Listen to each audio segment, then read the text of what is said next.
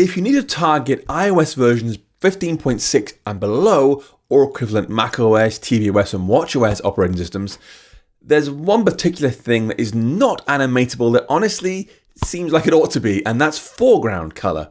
That means we can try and animate it, but it simply won't work. For example, at state, private var is red equals false, then text hello world, and I'll say for the foreground color, I want you to be if is red, then dot red, otherwise dot blue.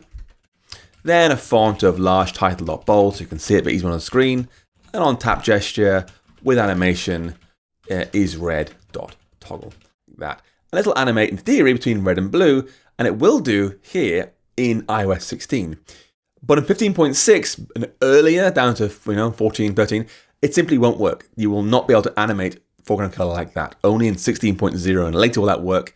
And you could go down the very long-winded route of making this thing conform to the animatable protocol, but don't do that, it's horrible. There's a much neater solution here, and it means you can bypass the longer approach. And just for a moment, just think about what it'd take to make it animatable. You've got to try and store the before and after colors and interpolate the RGBA values for every step of the way. It's pretty grim. And when that happens, when you're sort of stuck in a hole of that's a lot of work to do a thing, look for workarounds. In this case, we can cheat because in those iOS versions and macOS, tvOS, watchOS versions, the color multiply modifier is animatable, and this multiplies the original color of view with some other color, and that means the red value of the original is multiplied by the red value of the other color, green by green, blue by blue, and alpha by alpha.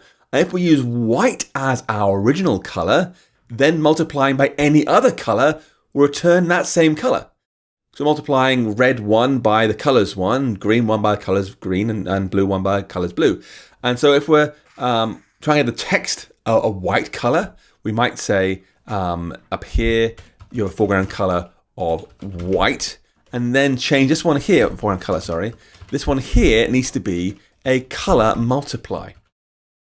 Like that, multiplied by either red or blue, overlaying it over the white below it.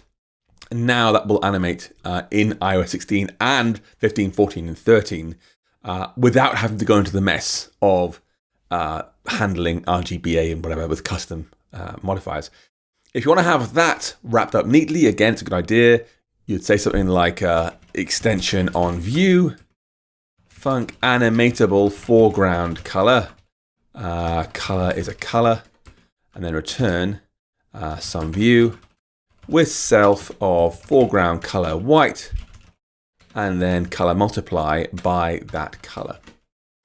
That'll work the way you want, and now you can just get rid of all this junk here and say something, animatable foreground color here, for example, foreground color like that.